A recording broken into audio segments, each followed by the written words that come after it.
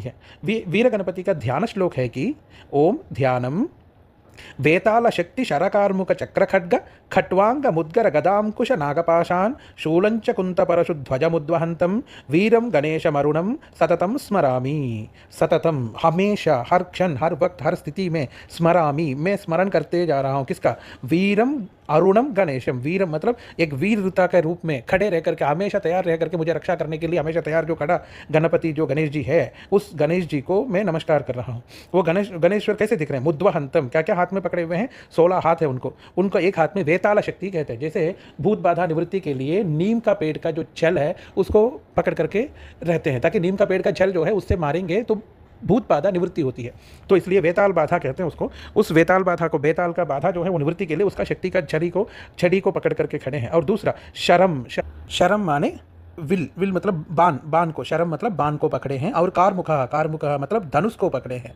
फिर एक हाथ को चक्र को पकड़े हैं, एक हाथ से खड्ग को पकड़े हैं, एक हाथ से खट्वांगहा माने बिस्तर का 4 पहिए जो होती है उस पहियों को खट्वांगहा कहते हैं। खट माने बिस्तर का खट्वांग है, काट कहते हैं ना, तो उसका खट्वांगहा मतलब उसका एक पाँव को हाथ में पकड़े रहते हैं। ये प्रेत बाधा निवृत्ति के लिए ये काट का जो पहिए हैं उससे निवृत्ति करते हैं। प्रेत बाधा मतलब कोई भूत चढ़ चुकी है, कोई प्रेत चढ़ चुकी है बोलते हैं गाँवों में उस समय में, और वो कोई तंत्र मंत्र के कारण भी होता है, तो उन सबका निवारण के लिए खट्वांगहा कहते हैं।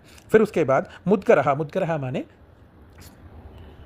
सुत्ती कहते हैं, सुत्तिल कहते हैं उसको, वो पकड़े रहते हैं मुद्गरहा। फिर गदा को पकड़ते हैं, फिर अंकुश को पकड़े हैं, फिर नागपाशम अर्थात सर्प से बना हुआ रस्सी, उस नागपाश को पकड़े हैं। फिर एक हाथ से शूल को पकड़े हैं। फिर कुंता मतलब भाले को पकड़े हैं। फिर परशों को पकड़े हैं और ध्वज को पकड़े हैं। ध्वज का मतलब हर मंदिर में हर भगवान का एक ध्वज होती है। जैसे अर्जुन और कृष्ण भगवान का ध्वज हनुमान जी है, वैसे गणपति का, ये गणेश जी का ध्वज जो है वो सबसे बड़ा ध्वज है सूर्य नारायण का, वो ध्वज को पकड़े हैं। मुद्वहंतम, ये सब कुछ हाथ में पकड़ करके गणेश जी का प्रार्थना है। ये सब हाथ के साथ विराजमान होकर के 16 तरह का आयुधों के साथ खड़े रह करके हमेशा तैयार रहते हुए, और अपना दुंदिल मतलब अपना सूंड में पूर्ण रूप कुंभ को पकड़े हैं, रक्षा कुंभ को पकड़ करके तैयार खड़े हैं रक्षा करने के लिए। ये दिखने में ये वीर गणपति दिख रहे हैं जैसे कि अरुणकांति माने सूर्य भगवान का, जो दोपहर का सूर्य भगवान का जिस तरह का चलते हुए